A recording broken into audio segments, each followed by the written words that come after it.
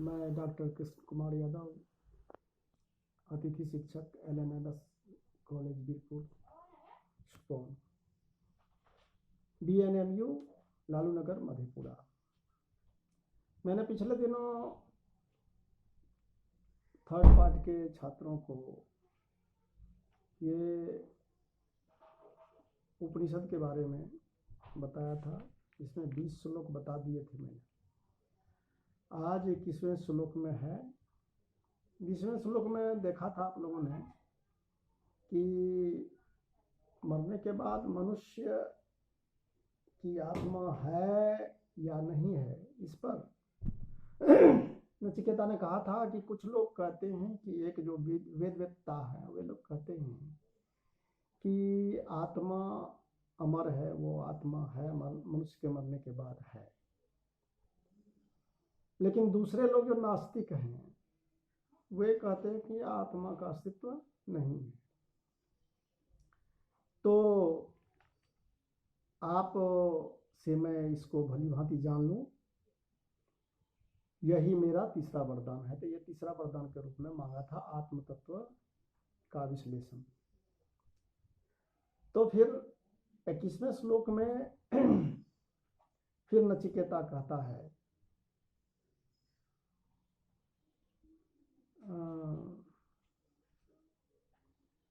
नचिकेता कहता है कि नहीं, नचिकेता नहीं, यमराज कहता है उस पर जवाब में कि हे नचिकेता, पहले देवताओं ने भी इस आत्मा के विषय में संदेह किया था। पहले देवताओं ने भी, जो मनुष्य से ऊपर है देवता लोग, उन लोगों ने भी इस आत्म तत्व के बारे में संदेह किया था। देवैर त्रापि विचिकित्सितं पुरा न हि सुविज्ञेयम अनुरेश धर्मः अन्यं वरं नचिकेतो वृणीष्व मां मोपरोत्सीरति मां सृजनम्। देवै मतलब देवताओं के द्वारा विचिकित्सितं संदेह किया गया था पूरा पहले। नो च सुविज्ञेयम, आसानी से जानने योग्य नहीं, सुविज्ञेयम मतलब आसानी से जानने योग्य। नो सुविज्ञेयम, अनु मतलब सूक्ष्म है। यह आत्म तत्व जो है, इस धर्म मतलब यह धर्म, यह आत्म तत्व वाला धर्म जो है, यह आसानी से जानने योग्य नहीं है। और देवताओं ने इसके बारे में संदेह किया था।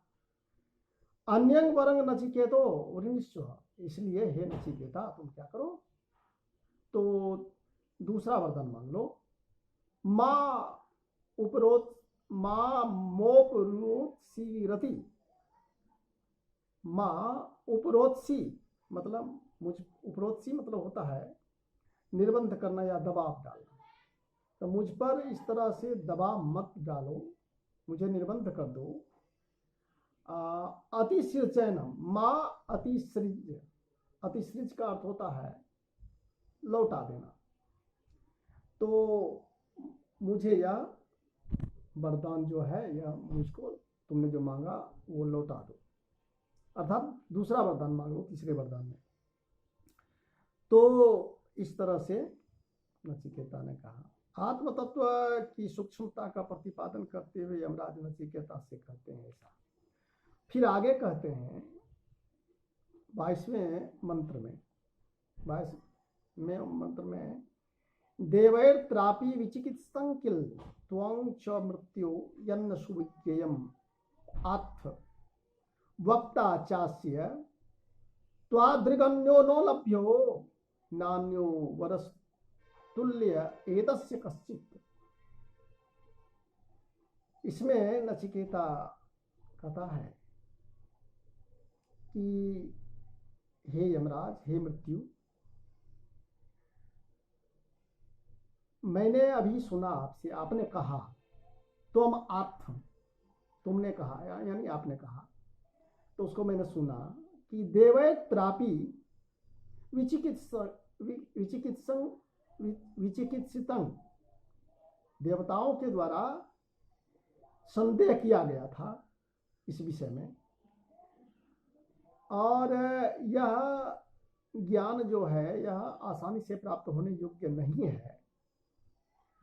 वक्ता च अस्य त्वात् त्वादृग अन्यो न लभ्यो। तुम्हारे समान कोई दूसरा वक्ता मैं प्राप्त नहीं कर सकता, इससे अच्छा जानकार मुझे कहाँ प्राप्त होगा। नो अन्यो वरस्तुल्य एतस्य कश्चित। और इस वरदान के बराबर दूसरा वरदान भी नहीं है। न आपके समान दूसरा कोई वक्ता मुझे मिल सकता है और न ही इस वरदान के समान दूसरा कोई वरदान ही है। इसलिए मुझे तीसरे वरदान के रूप में यही वरदान दीजिए। फिर 23वें मंत्र में कहते हैं सदायुषः पुत्र पौत्रान वृणीष्व बहून पशून हस्ति हिरण्यम अश्वान भूमेम हदायतनं वृणीष्व स्वयं जीव शरदो यावदिच्छसि। अब इसमें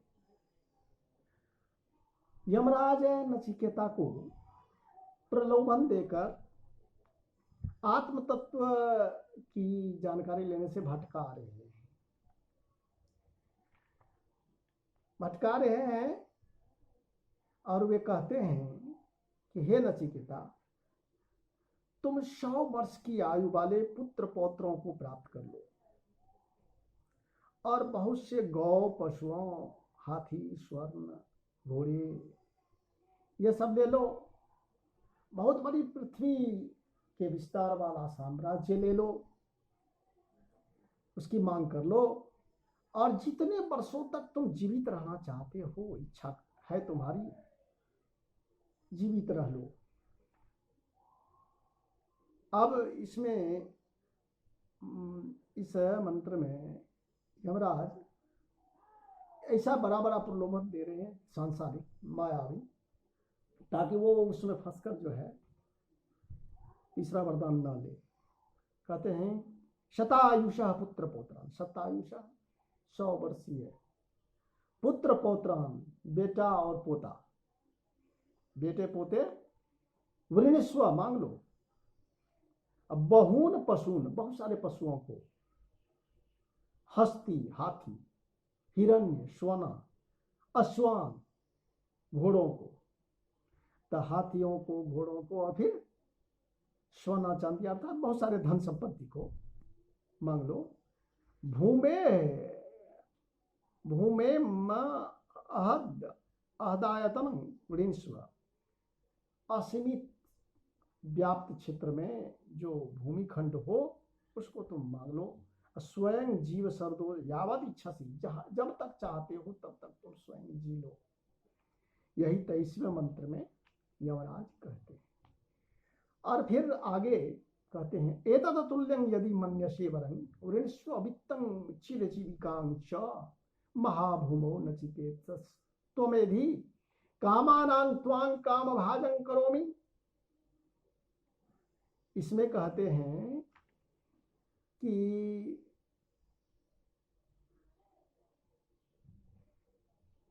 हे नचिकेता, और प्रलोभन दे रहे हैं, हे नचिकेता, मर्तलोक में जो लोग दुर्लभ प्राप्त नहीं हो सकने वाले हैं उन सभी भोगों को स्वेच्छा से मांग।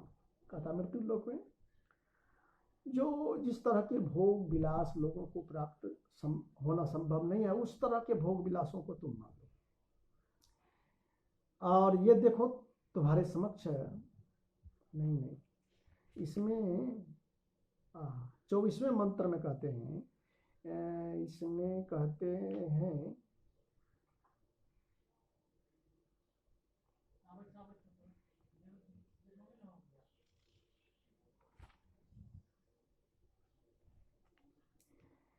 यमराज कहते हैं नचिकेता को कि तुम आत्मविषयक वर के समान कोई दूसरा वर समझते हो तो उसे मान लो।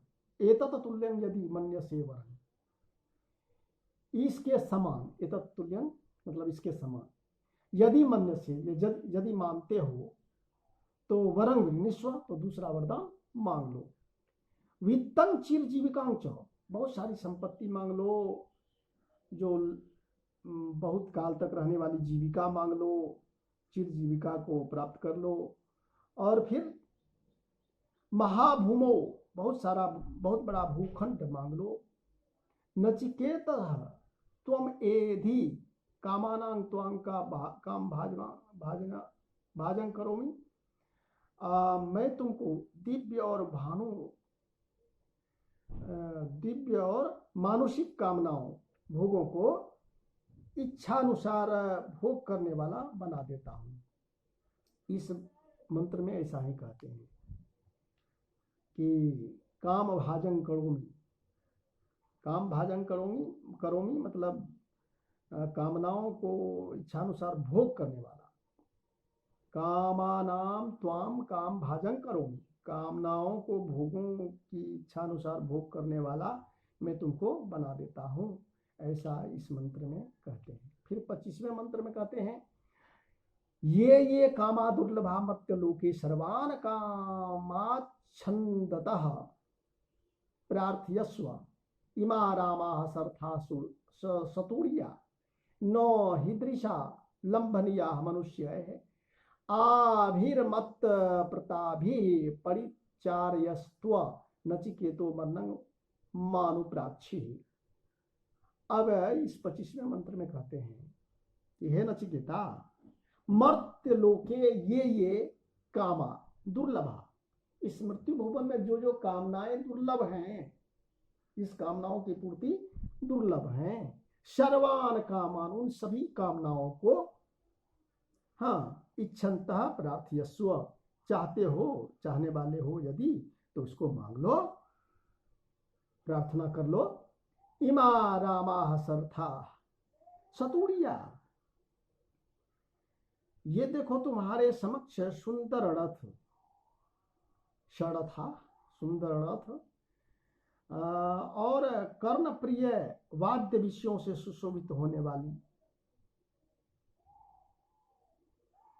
पुरुषों को आनंद प्रदान करने वाली ये रमणियां हैं। हृदय सा लंबनिया मनुष्य है, आभिमत प्रताभि परिचार्यस्त्व नचिकेतो मरणं मानु प्राक्षि। तो दो लोग इसमें दे रहे हैं क्या, ये कहते हैं कि इसके अलावे और जो तुम इस मृत्यु लोक में प्राप्त नहीं होने वाली चीज है उसको प्राप्त कर लो। और फिर वे कहते हैं कि तुम्हारे सामने ये सुंदर सुंदर रथ हैं सजे हुए, ये रथ ले लो, ये सुंदर रमणियां जो मीठी मीठी गीतों से वाद्य यंत्रों बजाकर आह्लादित कर सकती हैं, ये रमणियां हैं, इनको ले लो। और इस प्रकार की दुर्लभ रमणियां अब मेरी अनुकंपा के बिना मनुष्यों को प्राप्त नहीं है। मेरे द्वारा दी गई इन रमणियों से तुम अपनी प्रक्षालनादि रूप सेवा करवाओ, इतनी सुंदर सुंदर रमणियों से तुम सेवा करवाओ। किंतु काकदंत परीक्षा के सदृश है, काकदंत परीक्षा के सदृश मनुष्य संबंधी मरने के बाद आत्मा की सत्ता रहती है या नहीं, इस प्रश्न को मत पूछो, इस प्रश्न को छोड़कर ये सब चीजें ले लो। फिर 26वें मंत्र में कहते हैं,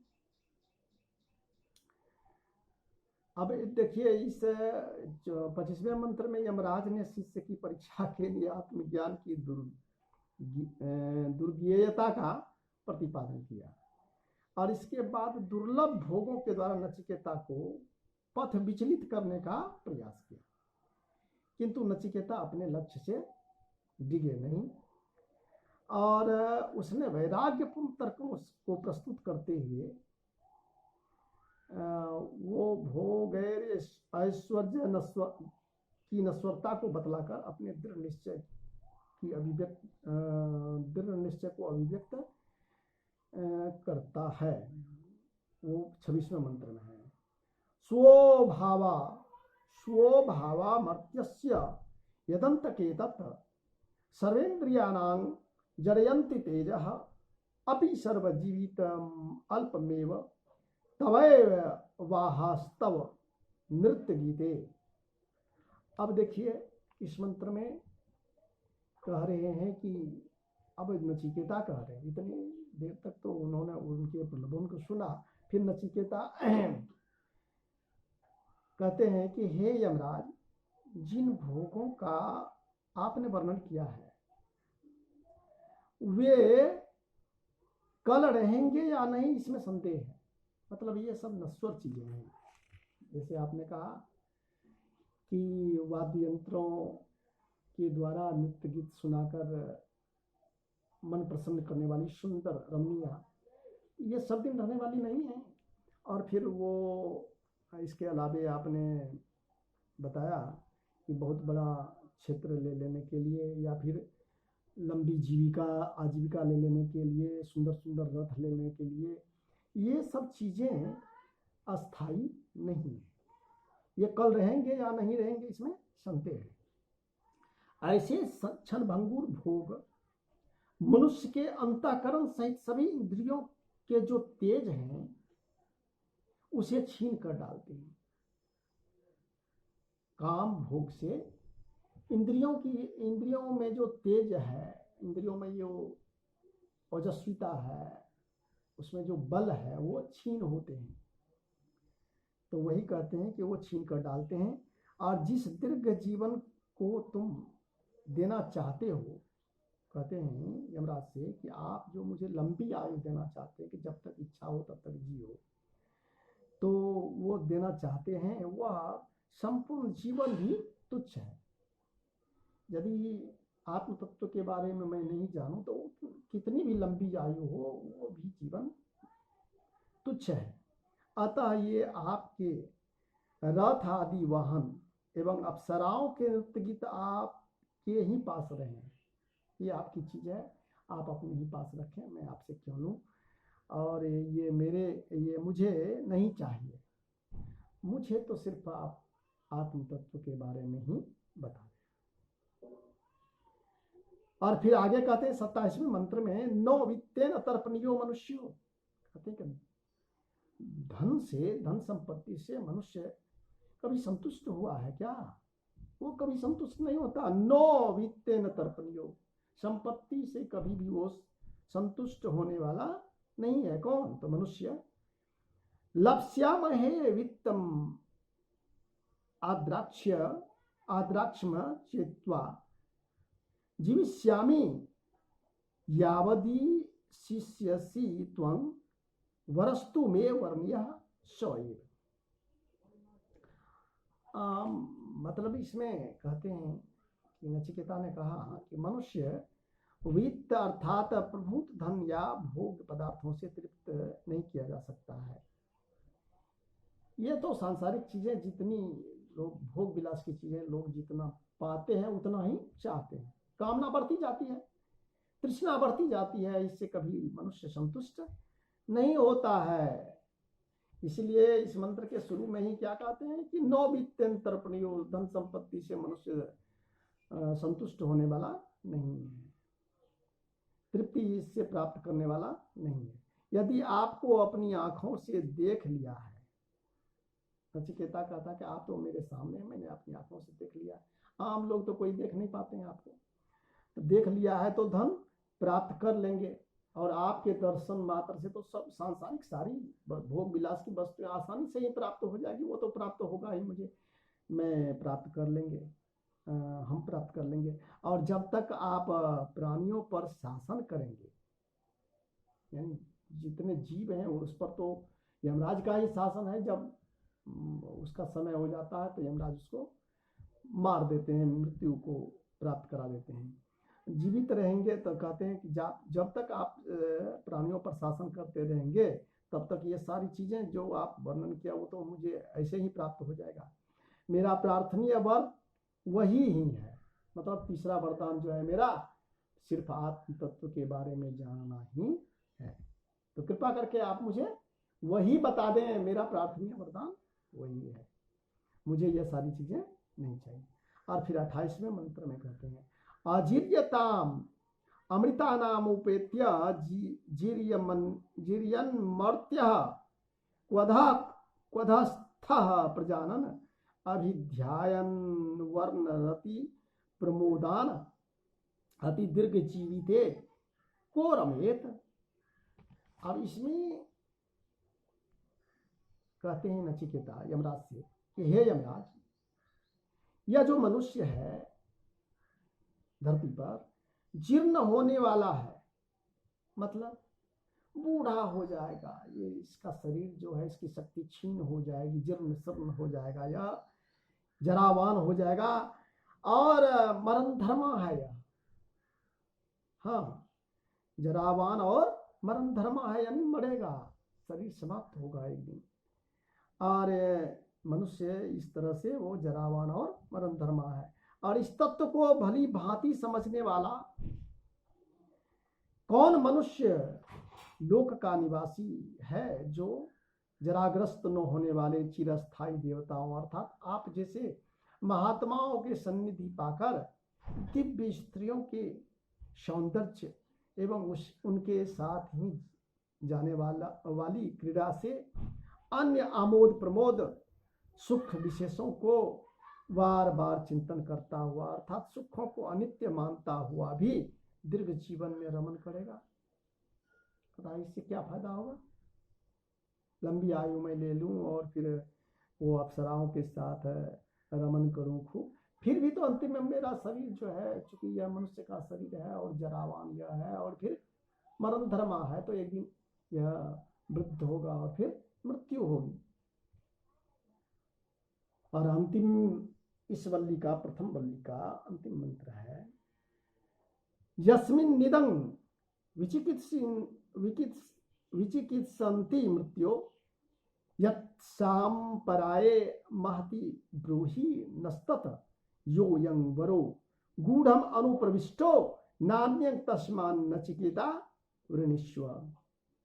हे मृत्यु, यस्मिन् शाम्पराये देवा अपि इदं विचिकित्सन्ति यत् आत्मविज्ञानं महति मोक्षार्थे तत् न ब्रूहि गूढ़म अनु प्रविष्टः यह अयं वरः तस्मात् अन्यं वरं नचिकेता न वृणीते। और इसमें अंतिम में कहते हैं हे यमराज, जिस परलोक संबंधी आत्मज्ञान के विषय में देवता भी यह आत्मा है या नहीं है ऐसा संदेह करते हैं, उस आत्म तत्व का आप की दृष्टि में महान प्रयोजन स्वरूप मोक्ष के लिए जो निर्णय है उसे हमें बताइए। मुझे मोक्ष के संबंध में जो निर्णय है उसी को बता दीजिए, अर्थात आत्म तत्व को बता दीजिए। अत्यंत योग्यता को प्राप्त जो यह वर है, इससे भिन्न दूसरा वर नचिकेता आपसे नहीं मांगता है। धन्यवाद।